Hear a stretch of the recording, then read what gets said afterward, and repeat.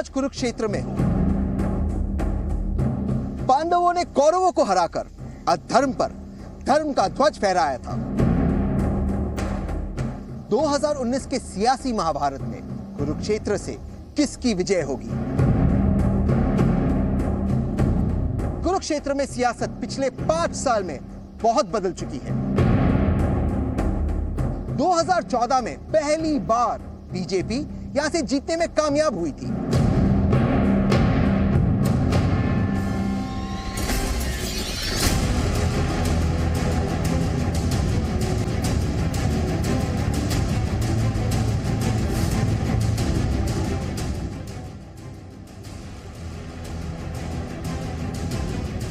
यदा यदा हि धर्मस्य ग्लानिर्भवति भारत अभ्यतानम अधर्मस्य तदात्मानं सृजम यः।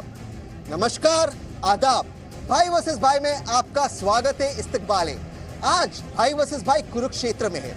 वो कुरुक्षेत्र जहां भगवान श्री कृष्ण अर्जुन को फरमाते हैं, जब जब अधर्म बढ़ेगा तब तब वे स्वयं प्रकट होंगे और धर्म की स्थापना करेंगे। आज भाई वर्सेस भाई में हम कुरुक्षेत्र की बात तो करेंगे, साथ में हम बात करेंगे देश की बड़े मुद्दों की। तो बिना समय गवाए मैं आपको आज के हमारे डिबेट में, आज के हमारे वार्तालाप में जो भाग लेंगे उनसे परिचय करा लूं। आज हमारे साथ डिबेट में, वार्तालाप में भाग लेंगे कुछ बेहद खास मेहमान। मैं सबसे पहले स्वागत करना चाहता हूं विनोद जिंदल जी का, जो एक वरिष्ठ पत्रकार और राजनीतिक विश्लेषक है। मैं स्वागत करना चाहता हूं मायाराम जी का, जो वरिष्ठ नेता है जेजेपी के। मैं स्वागत करना चाहता हूं डॉक्टर पवन सैनी जी का, जो विधायक बीजेपी से। और मैडम डॉक्टर संतोष दहिया जी, जो है वरिष्ठ नेता आईएनएलडी से। आप सबका भाई वर्सेस भाई में स्वागत है, इस्तकबाल है। शो शुरू करें इसके पहले मैं आज का आपको ट्विटर सवाल बता दूं। आज का हमारा ट्विटर सवाल लाइव हो चुका है और आज का हमारा ट्विटर सवाल है, क्या सीएजी रिपोर्ट के बाद राफेल पर राहुल गांधी बेनकाब हो गए? शहजाद पूनावाला का दावा है बिल्कुल राहुल गांधी बेनकाब हो गए, और मेरा यानी तहसीन पूनावाला का दावा है बिल्कुल नहीं, राहुल गांधी बेनकाब नहीं हुए। तो आप किन की बातों से इत्तेफाक रखते हो? छोटे भाई शहजाद पूनावाला की बातों से आप इत्तेफाक रखते हो, या बड़े भाई सच्चे भाई तहसीन पूनावाला की बातों से आप इत्तेफाक रखते हो? आपके कमेंट्स आप #भाई वर्सेस भाई के साथ हमें ट्वीट कीजिए और आपके कमेंट्स दिखाए जाएंगे लाइव भाई वर्सेस भाई दौरान। पहली बार मुझे पता चला कि गले मिलना और गले पड़ना में क्या अंतर होता है। If they allow me to speak in parliament, you will see what an earthquake is going to be. हम कभी कभी सुनते थे भूकंप आएगा, लेकिन 5 साल का कार्यकाल का पूरा हो रहा है, कोई भूकंप नहीं आया। मेरी कामना है कि जितने माननीय सदस्य हैं दोबारा फिर जीत जाए। ये हमारी इच्छा है।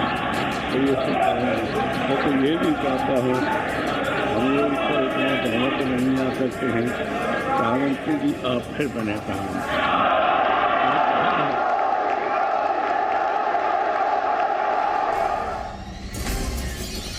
फाइल पर सीएजी रिपोर्ट के बाद राहुल गांधी बेनकाब हो गए। विपक्ष का काम है अटैक करना, हुकूमत का काम है अपनी बातें रखना, तो दोनों अपनी बातें रख रहे हैं, बात अभी भी चालू है। लेकिन सवाल यह कि अब सुप्रीम कोर्ट की रिपोर्ट के बाद के फैसले के बाद और सीएजी की रिपोर्ट के बाद राहुल गांधी आज भी मुद्दा उठा रहे, आज भी उन्होंने प्रेस कॉन्फ्रेंस की। क्या वे बेनकाब हो गए और इस मुद्दे को उन्हें छोड़ देना चाहिए? ये सवाल हम पूछते हैं आज कुरुक्षेत्र की आवाम से। तो चलिए सर, मैं सबसे पहले आपके पास आना चाहता हूँ। सर, क्या आज जो सीएजी की रिपोर्ट आई, इससे राहुल गांधी बेनकाब हो गए? लगता है कहीं ना कहीं वो बेनकाब हुए हैं। जी, कहीं ना कहीं बेनकाब हुए ऐसे कहते हैं। मैं आपके पास आना चाहता हूँ, क्या जो सीएजी की रिपोर्ट आई, इससे क्या आपको लगता है कि राहुल गांधी बेनकाब हो गए? बिल्कुल हो गए, बिल्कुल बेनकाब हो गए। राहुल गांधी तो पहले से ही बेनकाब थे और आज सीएजी की जो रिपोर्ट आई है उससे वो महा बेनकाब हो गए हैं। महा झूठी सरकार, कांग्रेस सरकार। लेकिन मैं सबसे पहले जाना चाहता हूं हमारे वरिष्ठ पत्रकार साहब के पास। सर देखिए, सुप्रीम कोर्ट का फैसला आ चुका है, सीएजी की रिपोर्ट आ चुकी है। सीएजी की रिपोर्ट ने बताया जो हवाई जहाज मनमोहन सिंह जी खरीद रहे थे, 2.8% कम दाम में राहुल गांधी खरीद रहे। तो कहीं ना कहीं क्या राहुल गांधी को अब ये लड़ाई छोड़ देनी चाहिए, ऐसे उठाना चाहिए? दोनों संस्थाओं ने जो भी निर्णय दिए हैं, देश की जनता क्या विदेश में के लोग भी उनको मानते रहे हैं। आज सीएजी ने जो अपनी रिपोर्ट पेश की है, 10 बिंदुओं पर सीएजी ने अपनी रिपोर्ट पेश की है। उन 10 बिंदुओं का लब्बो-लबाब ये है कि वर्तमान सरकार ने राफेल विमान जो खरीदे हैं वो 2.86% कम दर पे खरीदे गए हैं। अब सीएजी से ऊपर मुझे नहीं लगता कि कोई संवैधानिक संस्था ऐसी है जो वित्तीय मामलों में अपनी रिपोर्ट पेश कर सकती है। लेकिन उसके बावजूद भी लेकिन बीजेपी के विधायक के पास आना चाहता, आपकी बात आगे आपके पास आना चाहता हूं। एक सवाल है कि जनता का पैसा है, ये इनका पैसा है। आपने सुप्रीम कोर्ट में कहा कि हमने पीएसी और पार्लियामेंट को दाम बता दिए, सीएजी की रिपोर्ट भी दाम नहीं बता रही, कोई भी टेक्निकल स्पेसिफिकेशन नहीं जानता है। सवाल ये इसलिए उठ रहा है क्योंकि आप दाम, इनका पैसा है, इनको क्यों नहीं बता रहे, आप इसे क्यों छुपा रहे, ये सवाल उठ रहा है। देखिए, हमारे जो विश्लेषक महोदय भाई विनोद जिंदल जी ने बड़े स्पष्ट रूप से बताने का काम किया है। आज कांग्रेस के पास कुछ भी मुद्दा नहीं है और जिस प्रकार से आपने भी कहा, ये देश की सर्वोच्च न्यायालय जो है उन्होंने भी क्लीन चिट दिया मोदी जी को। और सीएजी के बारे में इसलिए मैं ज़्यादा जानता हूँ क्योंकि मैं हरियाणा विधानसभा के अंदर में पीएसी का मेंबर हूँ और पीएसी साथ में सीएजी के साथ, और सीएजी हमारी जो ऐसी संवैधानिक संस्था है बड़ा माइन्यूटली हर डिपार्टमेंट को अच्छी तरह चेक करती है, तो वहाँ बिल्कुल भी कोताही नहीं होती। और आज सीएजी ने बिल्कुल क्लीन चिट दी है और सीएजी की रिपोर्ट से जैसे आपने भी बताया 2.86% सस्ता हुआ। और मेरा एक फॉलोअप क्वेश्चन है, अगर आप सुन ले, आप पीएसी की रिपोर्ट हर चीज को माइन्यूटली देखती है, लेकिन सुप्रीम कोर्ट में मोदी जी ने कहा हमने पीएसी को दाम दिए लेकिन पीएसी को नहीं दिया गया। इस पर आप संक्षेप में टिप्पणी करें क्योंकि मैं जाना चाहता हूं अगले मेहमान के पास। नहीं, देखिए, पीएसी ने अब वो कई चीजें जो है सार्वजनिक नहीं होती। मान ली पीएसी का मेंबर हूँ, उसमें हर डिपार्टमेंट की सारी बातें आती है, एक जो है ना प्रोप्राइटर की बात आती है, उसको हम जो है ना सार्वजनिक नहीं कर सकते। लेकिन सीएजी ने बिल्कुल स्पष्ट रूप से कहा है 2.86% कम हुई है और 17.08% का मुनाफा हुआ है, तो पैसा भी बचा है देश का। मैडम, मैं आपके पास आना चाहता हूं। सवाल ये उठता है कि अगर राहुल गांधी इस सीएजी रिपोर्ट के बाद, सुप्रीम कोर्ट के आदेश के बाद बार बार इस मुद्दे को उठा रहे, तो क्या कहीं ना कहीं राहुल गांधी एक्सपोज हो रहे, इस मुद्दे को छोड़ देना चाहिए या दाम लोगों के पास आना चाहिए, ये सवाल आपसे है। देखिए, मैं इसमें कहना चाहूंगी कि आप जैसे पत्रकार साथियों की वजह से ही जो राफेल का मामला आया था, लोगों के सामने आया था, और उसमें एक पूरी पार्टी के जो राष्ट्रीय अध्यक्ष हैं, अगर वो मुद्दा उठाते हैं तो इसमें मुझे लगता है कि कोई गलत बात नहीं है। लेकिन क्योंकि कैग की रिपोर्ट आई है और सुप्रीम कोर्ट ने बोल दिया कि 2.86% लोअर रेट रहा है, तो अब मुझे लगता है कि बात उनको छोड़नी पड़ेगी। ठीक है, तो मैडम की बात भी आ गई कि अगर सीएजी और सुप्रीम कोर्ट दोनों ने अपना फैसला दे दिया तो कहीं ना कहीं राहुल गांधी को अब इस बात को छोड़ देना चाहिए। लेकिन तो अगर उनको डाउट है, अब हम चलते हमारे अगले यक्ष प्रश्न पे।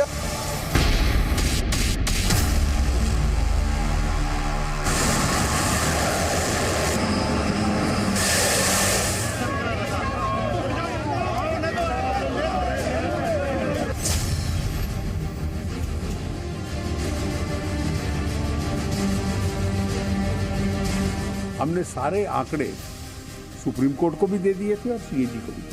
जो प्रतिदिन एक झूठ बोला जाता है, झूठ बोलने वालों का सर पूरे देश के सामने शर्म से झुक जाना चाहिए।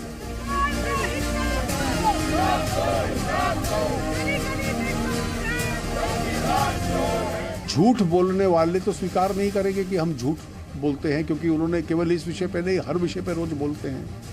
इस देश को उनको सजा देनी होगी और राजनीतिक लोगों के लिए सजा क्या होती है सब समझते हैं। मुझे पहली बार मैं देख रहा हूं कि सदन में आंखों से गुस्ताखियां होती हैं। ये आंखों की गुस्ताखियों वाला खेल भी पहली बार इसी सदन में देखने को मिला और देश की मीडिया ने भी बहुत को उसको मजा लिया।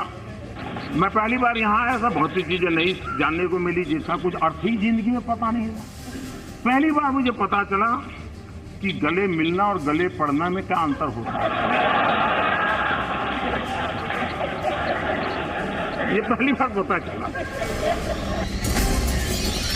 अगला यक्ष प्रश्न है कि राफेल पर सच के खिलाफ है महागठबंधन। आप सब जानते हो कि एक महागठबंधन बन रहा है एनडीए के खिलाफ, लेकिन क्या ये महागठबंधन हो गया? मैं इसलिए दोहरा रहा हूं बार बार कि सुप्रीम कोर्ट ने क्लीन चिट दी, आज सीएजी ने क्लीन चिट दिया, तब भी राहुल गांधी तो इस मुद्दे को उठा रहे, पर सारे विपक्ष के नेता आज भी इस मुद्दे को उठा रहे, चाहे फिर वो अखिलेश यादव जी हो, मायावती जी की पार्टी हो, अन्य पार्टी हो, एनसीपी हो, ये सारे इस मुद्दे को उठा रहे। तो क्या बार बार एक झूठ को दोहराने से क्या उन्हें ये उम्मीद है कि वो झूठ सच में तब्दील हो जाएगा? ये सवाल हम पूछते हैं हमारी कुरुक्षेत्र की आवाम से, और कुरुक्षेत्र की आवाम से हम ये सवाल भी पूछते हैं कि रफाल के मुद्दा जो इस पर एक्सपोज हो रहा है, महागठबंधन या महागठबंधन, अब ये छोड़कर आप लोगों के मुद्दे उठाए तो उसमें ज्यादा फायदा होगा, ये सवाल हम पूछते हैं। तो क्या महागठबंधन या महागठबंधन ये एक्सपोज हो चुका है रफाल पर? नहीं, ऐसा कुछ नहीं है। सारे जो गठबंधन है ये बीजेपी के खिलाफ है, ना कि ये रफाल के उस नहीं अपनी दिखा रहे हैं कि कोई और मुद्दा नहीं रहा इनके पास उठाने के लिए, तो बचने के लिए ही मुद्दा उठा रहे हैं। ये ठगबंधन है, ठगबंधन, ये ठगबंधन है। बीजेपी का कुछ नहीं बिगाड़ सकते। मैं यहाँ आना चाहता हूँ लोगों के पास, चाहे कैसा गठबंधन करो मोदी जीतेगा जीतेगा जीतेगा, कैसा भी गठबंधन करो मोदी जी जीतेंगे जीतेंगे जीतेंगे।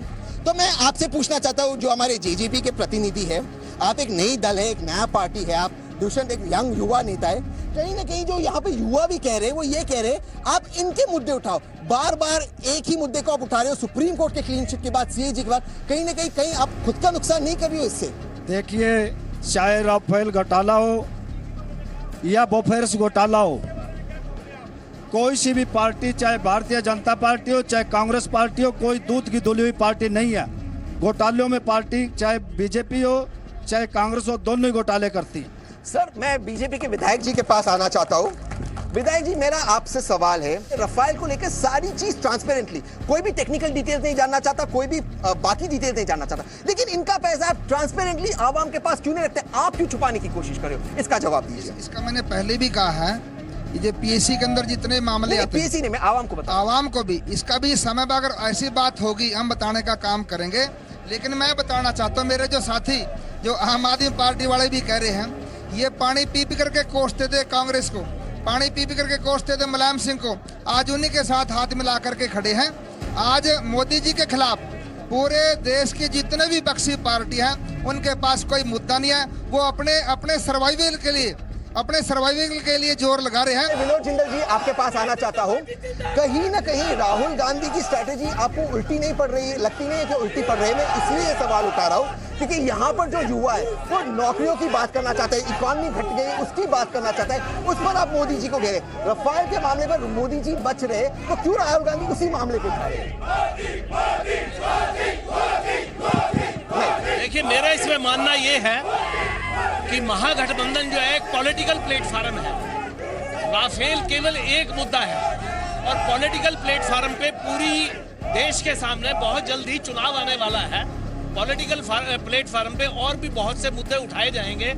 अब ये जनता डिसाइड करेगी जब चुनाव आएगा कि और कौन कौन से मुद्दे जनता को वर्तमान सरकार के ठीक लग रहे हैं या कौन से मुद्दे अच्छे नहीं लग रहे हैं। जी मैडम, मैं आपके पास आना चाहता हूं। देखिए, रफाल का मुद्दा एक इंपॉर्टेंट मुद्दा है, आप इसे इनकार नहीं कर सकते, लेकिन इस मुद्दे पर लगातार जो विपक्ष है उनकी हार हो रही है।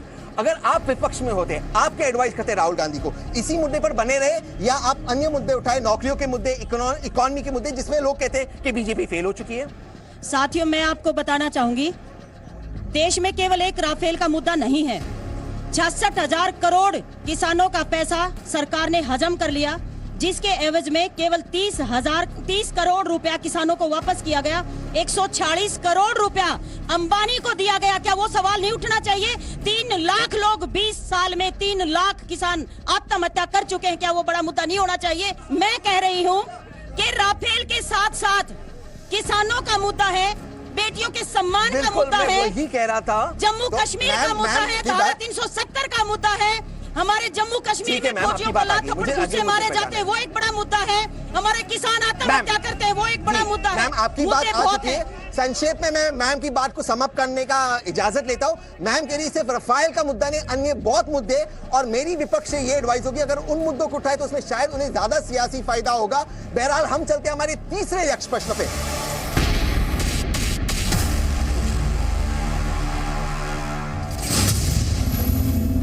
झूठे, बेईमानी, डर और मौत के सौदागर थे, मौत के सौदागर थे।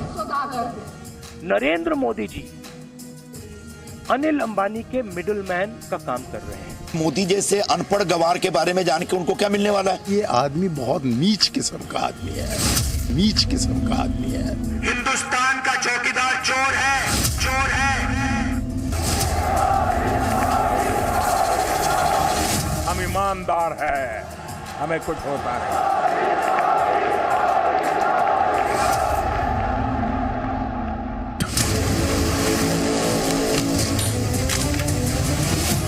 भ्रष्ट है उसको मोदी से कष्ट है। आप आश्वस्त रहिए, ये चौकीदार नहीं रुकने वाला है और नहीं झुकने वाला है। हम कभी कभी सुनते थे भूकंप आएगा, लेकिन 5 साल का कार्यकाल का पूरा हो रहा है, कोई भूकंप नहीं आया।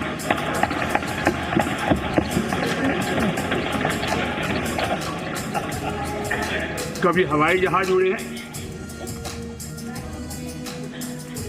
और बड़े बड़े लोगों ने हवाई जहाज उड़ाए, लेकिन लोकतंत्र और लोकसभा की मर्यादा इतनी ऊंची है, भूकंप को भी पचा गया और कोई हवाई जहाज उसकी ऊंचाई पर नहीं जा पाया है। ये लोकतंत्र के ताकत है, सदन के ताकत।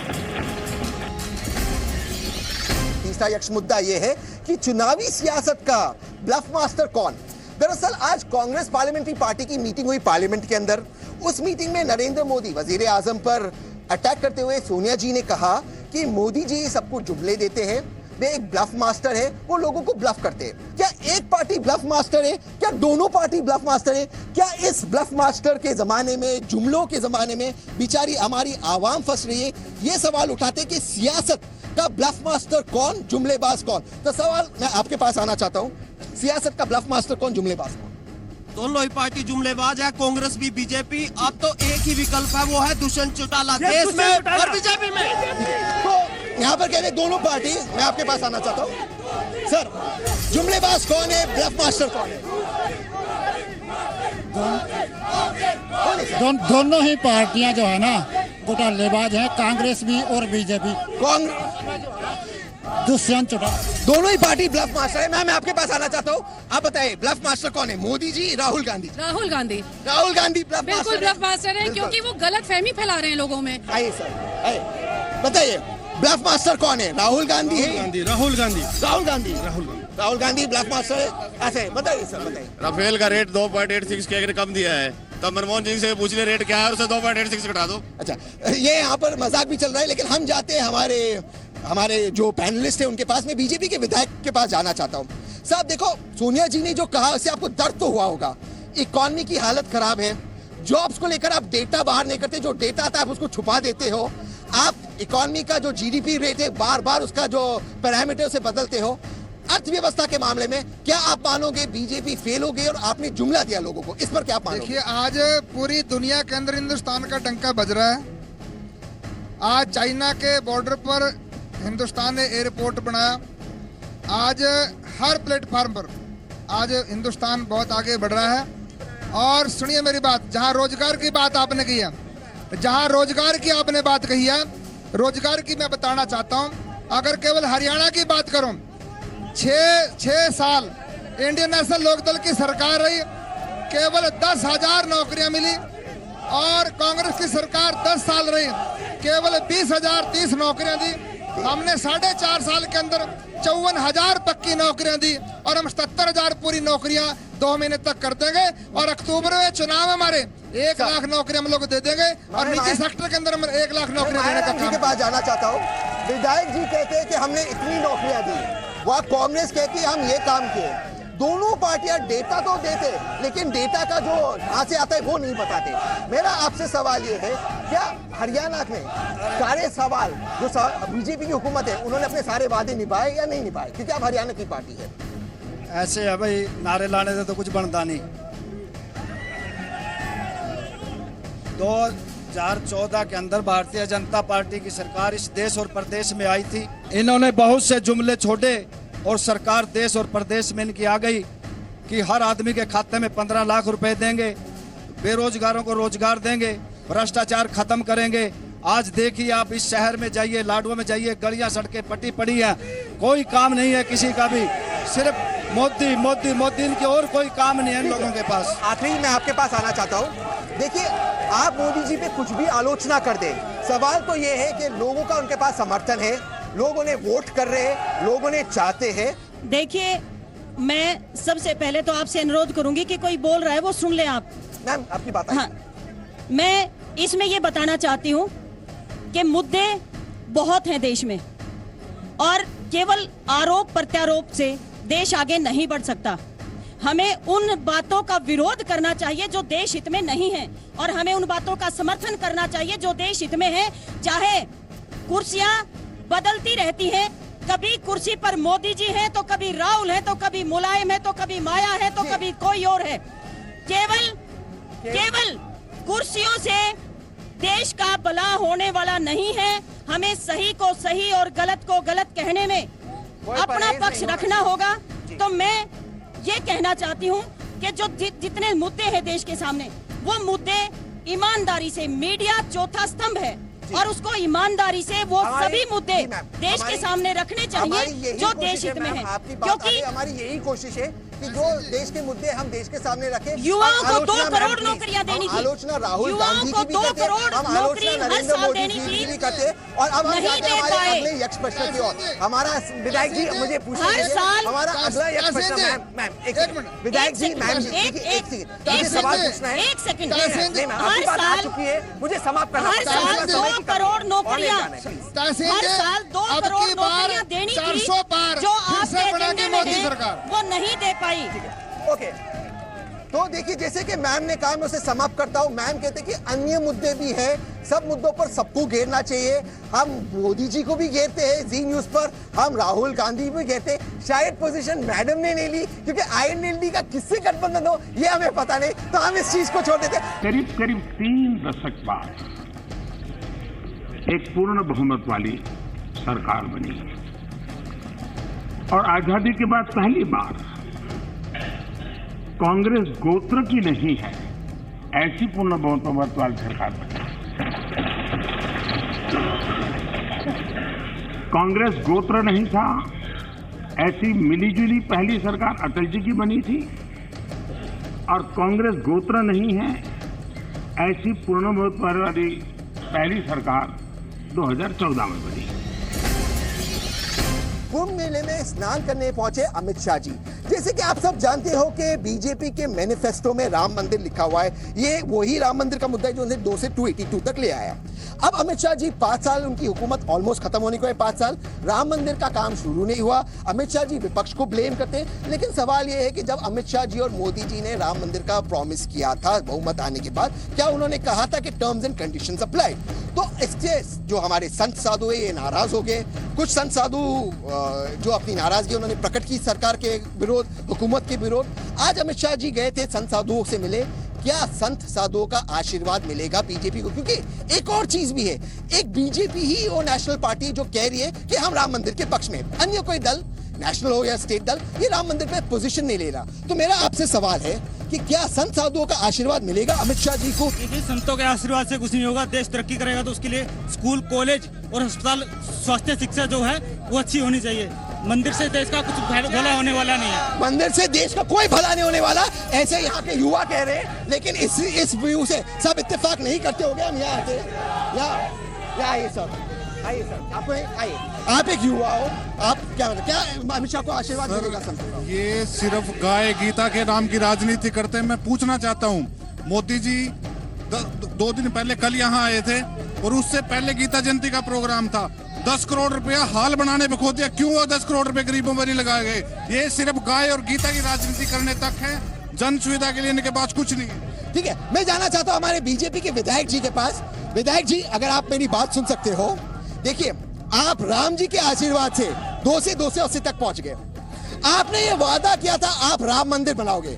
अब आप कपिल सिब्बल पे दोष डालो, किसी और पे दोष डालो, आपकी हुकूमत ने इस वादे को नहीं निभाया। क्या राम मंदिर के नाम पर भी आपने देश की आवाम को जुमला दिया है? नहीं तो आज का सोल्यूशन क्या है? आप आज आवाम को बताइए। देखिए, राम हमारे रोम रोम में बसा है और अमित शाह जी, नरेंद्र मोदी जी, पूरी सरकार राम मंदिर बनाने के पक्ष में है।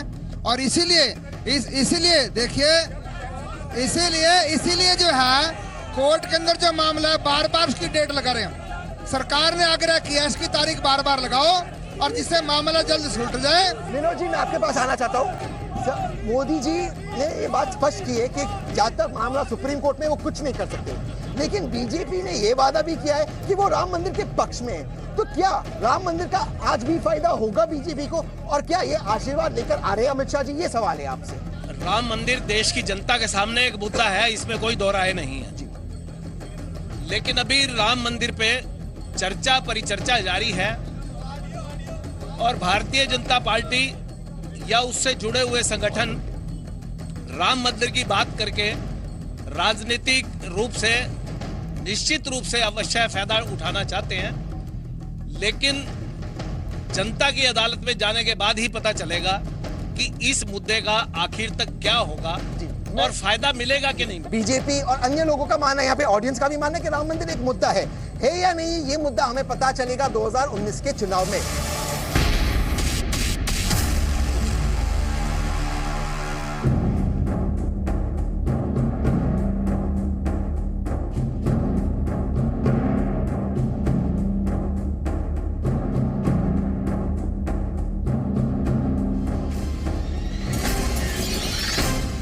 कुरुक्षेत्र में दोबारा क्या बीजेपी जीत सकती है? क्या सैनी साहब के रिबेलियन के बाद भी जीत सकती है?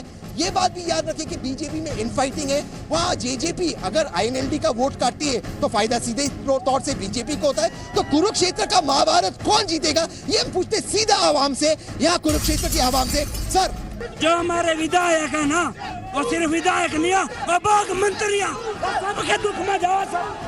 तो यहाँ पे बीजेपी कह रहे, मैं आपसे पूछना चाहता हूँ, युवा कह रहे बीजेपी, बुजुर्ग साहब से पूछते कौन जीतेगा? बीजेपी, मोदी, समाजसुधा चौटाला जिंदाबाद। दुष्यंत चौटाला जीतेगा सर। बीजेपी जिंदाबाद। मैं आपको पूछना था कौन जीतेगा? जननायक जनता पार्टी का उम्मीदवार जीतेगा, दुष्यंत चौटाला जिंदाबाद। जेजेपी जीतेगी। मैं सर आपसे पूछना चाहता हूँ कौन जीतेगा? मेरा एक मिनट, मेरा एक ही क्वेश्चन है, जो बीजेपी का सांसद यहाँ से जीत कर गया था, उसने आज तक कुरुक्षेत्र में क्या किया है? स्वयं जात पात का जहर घोलने से उसने क्या किया? यहाँ पर विकास कार्य क्या करवाया सांसद ने? विधायक जी, ये सवाल तो बनता ही है। आपके जो एमपी जीतने के बाद उन्होंने विकास का कोई काम नहीं किया। बीजेपी में इंटरनल फाइटिंग है और जो एमएलए है उन पे भी करप्शन के आरोप लगे, यहाँ तक के वक्फ की जमीन हड़पने के आरोप लगे। तो आप इसको कैसे जस्टिफाई करते हो? राजकुमार सैनी ने पिछले लगभग 3 साल से वो अलग राह पर पकड़ रखी है उसने, और अब की बार जींद के चुनाव में और मेयर के चुनाव में उसने अलग से चुनाव लड़ा है। भारतीय जनता पार्टी का उससे कोई लेना देना नहीं है। और जिस प्रकार से कुरुक्षेत्र लोकसभा से कमल का फूल खिला है, 2019 के अंदर भी जो भी पार्टी का कार्यकर्ता खड़ा होगा यहाँ से जीत करके नरेंद्र मोदी जी के पास जाए। मैं जेजेपी के पास जाना चाहता हूँ। मायाराम जी, सबसे पहले मैं आपको बधाई देना चाहता हूँ। आप लोगों ने जिनने बहुत ही अच्छा चुनाव लड़ा, आपको बहुत बहुत बधाई। लेकिन सवाल आपसे ये, जब आप लड़ते हो, आईएनएलडी अलग होते हैं, तो वोट स्प्लिट हो जाते हैं, इसका सियासी फायदा सीधे तौर से बीजेपी को होता है। तो आप क्या करोगे जिससे आप जीतोगे चुनाव? जननायक जनता पार्टी को सिर्फ 60 दिन हुए बनी को, और हमारी पार्टी चौधरी देवीलाल के सिद्धांत की पार्टी है, और अभी बाई इलेक्शन जींद के अंदर हुआ तो हमने 38,000 वोट लेकर दूसरी पार्टियों के दांत खट्टे करने का काम किया। और अगर ये सारी पार्टियां इकट्ठी न होती तो जेजेपी का कैंडिडेट वहां से कई 1000 मतों से जीत। मैं आईएनएलडी के पास जाना चाहता हूँ। मैडम देखिए, अगर आपका और जेजेपी का वोट स्प्लिट होता है, फायदा सीधी तौर से बीजेपी को होता, बीजेपी जीती। मैं आपको 30 सेकंड का नॉन स्टॉप मौका दे रहा हूँ। आप 2019 में कुरुक्षेत्र के लिए as a member of parliament, आपके प्रतिनिधि होंगे, क्या करेंगे? आवाम को नॉन स्टॉप बताइए। 30 सेकंड में आपको चांस दे रहा हूँ। देखिए, जो कुरुक्षेत्र से सांसद थे, उन्होंने एक भी काम कुरुक्षेत्र की आवाम के लिए नहीं किया। यहाँ पर केवल और केवल जात पात का जहर घोला उन्होंने, और पूरी उम्मीद थी हमें कि कुरुक्षेत्र के सांसद को हमने बड़ी उम्मीद से जिताया था कि आवाम के लिए काम करेंगे, लेकिन उन्होंने एक भी काम कुरुक्षेत्र के लिए नहीं किया। इसलिए पूरी कुरुक्षेत्र की आवाम राजकुमार सैनी, मैं एक बात कहना चाहती हूँ, राजकुमार सैनी को क्या सरकार क्या उनको बाहर नहीं निकाल सकती थी? आज सवाल तो ये है कि राजकुमार सैनी जी ने परफॉर्म नहीं कर पाया। क्या ये कुरुक्षेत्र तो दुर्भाग्य था? क्या इसके बावजूद बीजेपी जीत पाएगी? क्या जेजेपी और आईएनएलडी का वोट स्प्लिट होगा, इससे बीजेपी को फायदा होगा? आप मुझे संक्षेप में बताइए। भारतीय जनता पार्टी और कांग्रेस के लिए चिंता का विषय अवश्य रूप से है, लेकिन मैं एक बात कहूंगा कि हरियाणा में अब की बार 5 कोणीय चुनाव होने जा रहा है, जिसमें कांग्रेस, बीजेपी, जेजेपी और आईएनएलडी और लोकतंत्र सुरक्षा पार्टी के उम्मीदवार चुनाव लड़ेंगे। तो जैसे विनोद जी ने कहा, जो हमारे वरिष्ठ पत्रकार है, कि 2014 में एक ट्रायंगुलर कॉन्टेस्ट था, लेकिन इस बार 5 पार्टियों का मुकाबला होगा, कड़ा मुकाबला होगा।